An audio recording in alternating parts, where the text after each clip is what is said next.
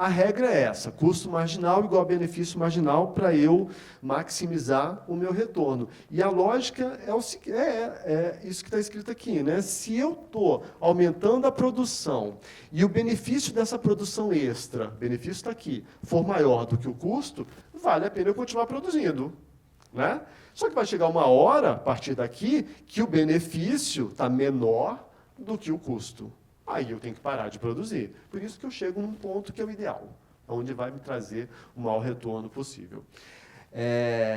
Em termos, de novo, de políticas públicas, eu posso trazer isso para diversas aplicações, né?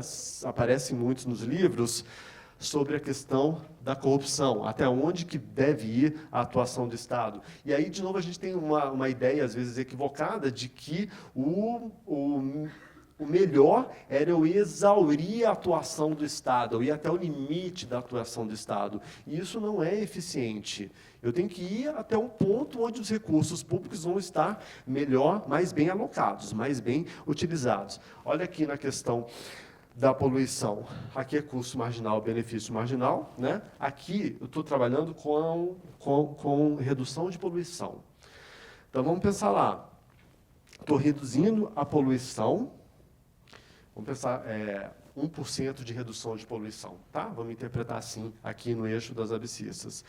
Então, eu estou numa cidade extremamente poluída, daí eu consigo reduzir a poluição em 1%. A cidade estava tão poluída que essa redução de 1% vai ser muito boa, porque estava muito ruim, né? Então, qualquer redução vai trazer muito bem-estar, vai agregar bastante bem-estar social. Então, essa redução extra de poluição aqui no início me traz um benefício marginal muito grande a um custo pequeno. A cidade está tão imunda que reduzir um pouco, diminuir um pouco aquela poluição, vai custar pouco. Então, assim, o custo é baixo e o benefício é muito alto. Daí eu continuo reduzindo a poluição. Continuo reduzindo. O benefício marginal vai diminuindo, né? Na hora que a cidade começa a ficar mais limpa, já não vai ter tanto benefício. Vai chegar num ponto que eu continuar diminuindo essa poluição vai me custar muito caro, o benefício vai ser muito baixo, a um custo muito alto. Porque imaginem só, se a cidade já está quase sem poluição nenhuma, está muito limpa, uma diminuição a mais daquilo, vou precisar de muita tecnologia, vou precisar de muito esforço para conseguir essa redução extra. E isso vai custar muito caro. Só que a população vai sentir muito pouco, a cidade já estava limpa. Né? Uma redução a mais daquilo não vai fazer tanta diferença. Então, o ideal é eu estar com a cidade 100% sem poluição? Não. É eu manter a cidade com um pouco de poluição. Isso, do ponto de vista econômico, seria o melhor. É o ponto ótimo, é o ponto mais eficiente. Tá? Então, isso se aplica para diversas áreas, né, de intervenções estatais. Tem um ponto ótimo para eu prover aquela política pública, para eu colocar a atuação do Estado. E, normalmente, não significa eu atender plenamente aquilo. Tá bom? Ok. Aí, a última premissa, que é a questão da eficiência, né? Aqui na citação do Posner, Posner é um juiz dos Estados Unidos, que é um pensador bastante influente na análise econômica do direito, diversas obras publicadas, e ele fala, o objetivo do direito, na ótica da análise econômica do direito, é analisar as normas de forma a promover também, eficiência, ou seja, isso implica o quê? A maximização do bem-estar social. Então, notem, cada pessoa quer maximizar a sua utilidade, as firmas querem maximizar o seu lucro, mas a sociedade como um todo tem que maximizar o bem-estar social. Isso significa o quê? Tem várias maneiras de eu quantificar isso, mas uma maneira seria a soma das utilidades de cada um de nós na sociedade. Mas o fato é que essa consolidação da utilidade de todos nós é o bem-estar social. Tá? Então, as leis elas devem ser construídas para eu ter o máximo possível de bem-estar social. Tudo bem. Mas o que é eficiência? E aí eu tenho alguns conceitos de eficiência. Tá? O mais famoso deles na economia é a eficiência de Pareto. Olha só a definição. A eficiência de Pareto é uma alocação, é exigida uma alocação para os recursos, de tal forma que nenhuma reordenação diferente possa melhorar a situação de alguém sem piorar a situação de qualquer outra pessoa. Vamos lá, às vezes, né, parece meio confuso, mas significa o quê? Que para eu melhorar alguém, eu tenho que tirar de outro. E se eu tenho que tirar de outro, é porque não estava tendo desperdício. E isso significa eficiência de Pareto. Tá bom? Olha aqui no exemplo que fica mais simples, né? Vou colocar. Pensem que vocês têm esse estoque aqui de bens, 3 canetas e 5 lápis, e eu vou distribuir isso aqui entre duas pessoas, tá bom? Maria e João. Daí dei uma caneta para Maria, 2 lápis para Maria, uma caneta para o João, 2 lápis para o João. Essa situação é eficiente? Sim? Não? Não? Sim? Alguém está me entendendo? Alguém está acompanhando alguma coisa? Exatamente. Né? Está sobrando, está tendo sobra. Se está tendo sobra, essa situação aqui não é eficiente, não pode ser eficiente. Né? Olha só, eu distribuí quantas canetas? Uma mais uma. Ficou sobrando uma caneta ainda. Eu distribuí 2 lápis aqui, 2 aqui, 4. Está sobrando um lápis. Ou seja, pela definição de Pareto, eu consigo melhorar a situação de João sem piorar a de Maria, porque está tendo sobra. Né? Ou o contrário, consigo melhorar a situação de Maria sem piorar a de João. Então, essa possibilidade de eu melhorar alguém sem ter que piorar o outro, é o que caracteriza a ineficiência, porque está tendo desperdício de recursos produtivos. Agora, olha essa outra aqui. Né? Uma caneta para Maria, 3 lápis para Maria. 2 canetas para o João, 2 lápis para o João. Uma mais 2 canetas, é o que eu tinha. 3 lápis, mais 2 lápis, 5. Ou seja, não está sobrando nada. Então, para eu melhorar a situação dele, só tirando dela. Concordam? Ou se eu melhorar, para eu melhorar a situação de Maria, só tirando do João. Pronto, é eficiente. A única maneira de eu melhorar alguém é tirando de outro. É exatamente isso o conceito de eficiência de Pareto. O problema do conceito de eficiência de Pareto para a gente levar para as políticas públicas é que ele traz essa ideia de unanimidade. Né? Para eu introduzir uma determinada política pública ou determinada norma, se todos os agentes que são afetados estão em situação melhor ou pelo menos igual, isso seria o eficiente de Pareto. Mas é muito difícil, numa política pública, eu conseguir com que todos melhorem. Praticamente impossível. Né? Pensem até na questão da tributação. Para eu custear uma política pública, alguém vai ter que estar pagando por ela. Né? Alguém vai ter que estar sendo tributado por aquilo. Então, na hora que eu trato de políticas públicas ou de leis, vão ter ganhadores e perdedores. E aí vem um novo conceito de eficiência, que é o que a gente chama de eficiência de Kaldor-Hicks. Eu considero que vão sempre existir ganhadores e perdedores, mas vai ser eficiente se o ganho total superar a perda total. E aí eu teria uma boa norma, uma boa política pública, tá bom? Olha só, nesse exemplo aqui, tem uma sociedade com 5 pessoas, A, B, C e D, tá? E uma determinada política pública está sendo discutida para ser implementada. Os benefícios de A, B, C, D e E estão aqui. O indivíduo A, ele vai ganhar 700 unidades monetárias, só que ele vai ter que custear 400. E assim vai. No final, se eu somar todos os benefícios e todos os custos para cada uma das pessoas, eu vou ter o ganho agregado dessa potencial política pública e o custo agregado. Aqui, no caso, 2.300 e 2.000. Então, essa política pública, do ponto de vista de Kaldor-Hicks, seria eficiente. Ela gera mais ganho do que custo. Tá bom? O problema aqui, que se vocês olharem, né, quem vota sim, quem vota não, né, vota sim quem tiver mais benefício que custo, vota não quem tiver mais custo que benefício. Essa política pública não seria aprovada, apesar dela ser eficiente. E aí a gente entra num outro problema, que não vai dar tempo de falar aqui, que é o problema da escolha social. Né? Dadas as preferências individuais de cada um, como que eu escolho algo para o conjunto? Isso, na economia, é estudado na teoria da escolha social. Nesse caso aqui, a gente teria que os ganhadores teriam que compensar os perdedores para que essa política pública fosse implementada.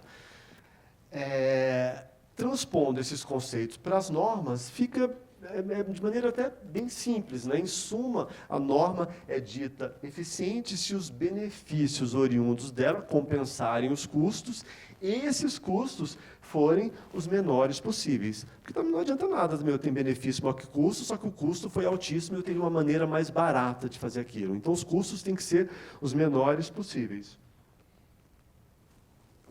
Daí a gente pode falar que a lei seria eficiente. E aí eu volto para aquilo que a gente estava falando no início, né? Agora que a gente já sabe o conceito de eficiência, de que eficiência é diferente de justiça, que é um dos argumentos que as pessoas batem na análise econômica do direito.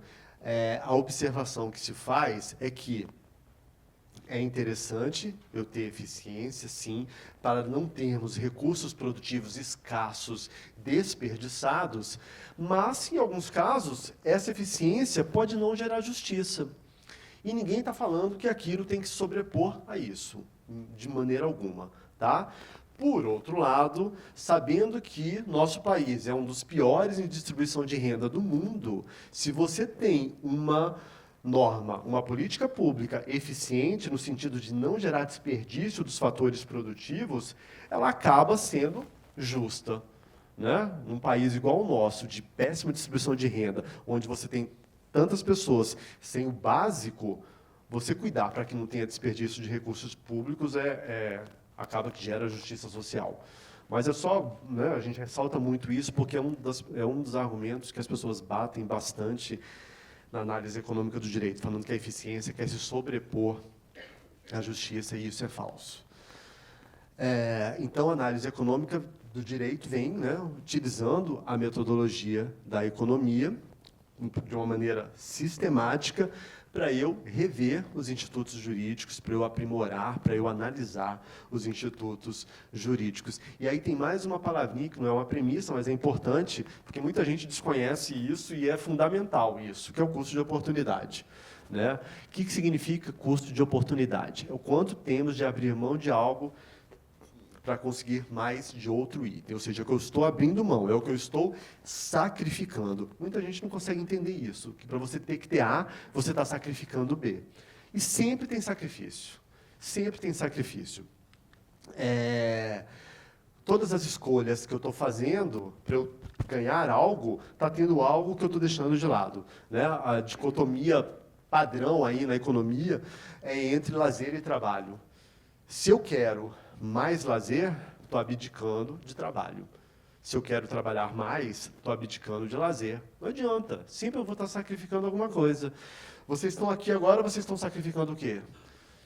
Podiam estar vendo novela, podiam estar, né, com as famílias, podiam estar com um barzinho. Isso que vocês estão sacrificando é o custo de oportunidade por vocês estarem aqui. Né? Todo mundo tem um custo de oportunidade. E é importante a gente ter isso, ter bastante ciência disso, porque esse custo de oportunidade é como eu tomo decisões corretas. Eu preciso saber exatamente o que eu estou sacrificando para conseguir decidir.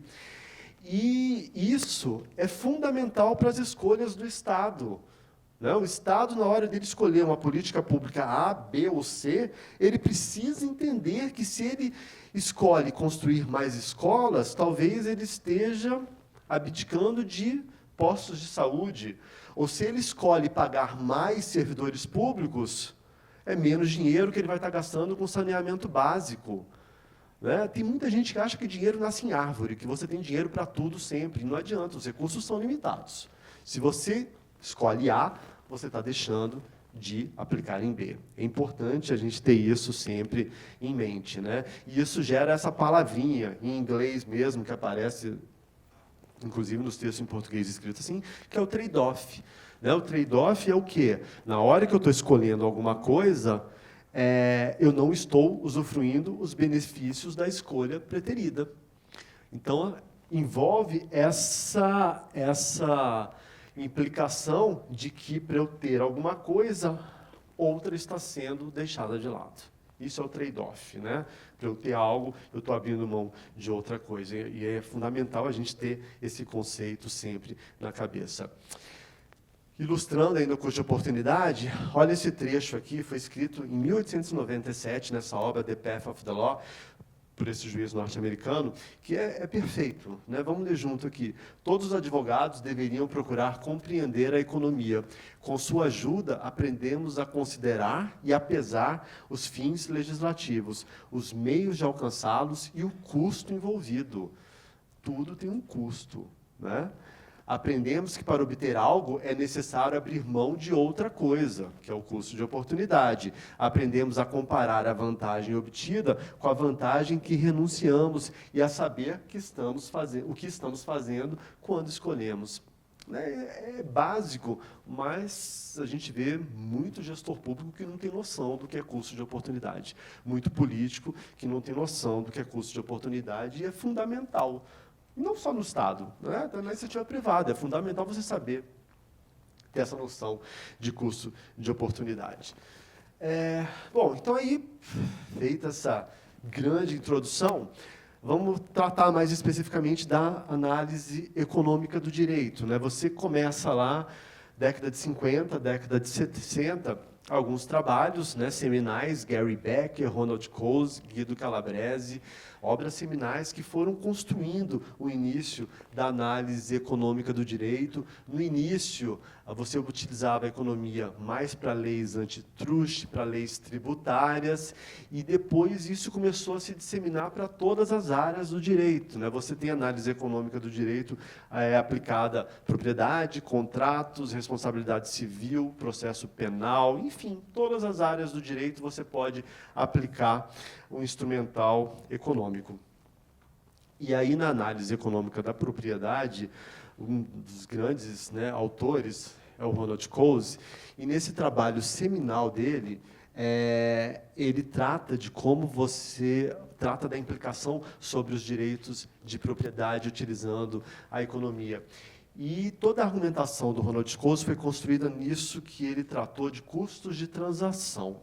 Né? Custo de transação é tudo aquilo que impede uma negociação de acontecer, né? Que impede um negócio de prosperar. E ele demonstra que, na ausência de custos de transação, se não houver nada que atrapalhe a livre negociação entre os agentes, ele demonstra que a alocação inicial da propriedade não importa. Então, sim, se você não tiver nada que impeça a negociação, tanto faz a alocação jurídica da propriedade no início. O final vai ser sempre eficiente. Eu vou discutir um pouquinho mais para a gente entender melhor, mas vamos tratar um pouquinho mais de custo de transação, né, que é o elemento-chave da teoria do Coase. Primeiro, o que é custo de transação? O que pode ser custo de transação? Você tem... No livro do Kutter, ele coloca lá 3 categorias. Custo da busca para a realização do negócio. E aí você pensa, se você está vendendo um bem muito singular, um bem muito específico, acaba que isso é mais alto, né? Então, esse é um custo que vai impactar aquela negociação de acontecer. Todos os custos de negociação, e aqui envolve a informação assimétrica. Né? O que é informação assimétrica? Quando, no âmbito de um negócio, 2 agentes tentando fazer um negócio, um detém mais informação do que o outro. E, às vezes, um por ter mais informação do que o outro, aquele negócio não acontece.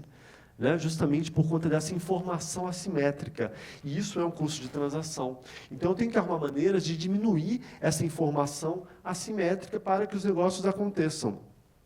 Exemplo tradicional, venda de carro usado. Né? Venda de carro usado é aquela situação onde o proprietário do carro sabe exatamente todos os problemas que o carro tem, mas quem vai comprar não sabe. Então, às vezes, justamente pelo medo que eu tenho de comprar um carro que eu não conheço, eu deixo de comprar. E o negócio não acontece. E os negócios não acontecerem é muito ruim para a sociedade, porque o negócio ele acaba sempre gerando... um valor excedente, né? Ele gera ganho para a sociedade. Então, quando os negócios não acontecem, esses ganhos deixam de ser gerados. O outro custo de transação tudo que eu preciso para fazer com que aquele negócio seja cumprido. E aí vem, né, desde a redação do acordo, a cartórios, a poder judiciário, tudo que eu vou precisar para ter certeza que aquilo que eu pactuei vai ser realmente executado, vai ser realmente cumprido. Alguns países, as regras são muito mais simples, os custos são muito mais simples. Outros, para que você tenha a efetividade de um negócio, custa muito caro. E acaba que, às vezes, as pessoas desistem dos negócios justamente por conta desses custos. E notem como que isso impacta negativamente no crescimento econômico. Negócios deixam de ser feitos porque o custo para que aquele negócio aconteça, o custo de transação, um custo indireto, é muito alto. Né? Um exemplo clássico aqui, quanta gente que já deixou de vender imóvel porque achou que o preço do corretor era muito caro. Não estou falando mal do corretor, não, tá? Enfim, é uma atividade, precisa, enfim, muita gente precisa do corretor. Mas, em vários casos, as pessoas, às vezes, deixam de fazer vendas porque não conseguem pagar o corretor. Então, é um custo de transação que impede o negócio de acontecer. E, de novo, negócios que não acontecem são muito ruins. Né? É muito ruim para a sociedade.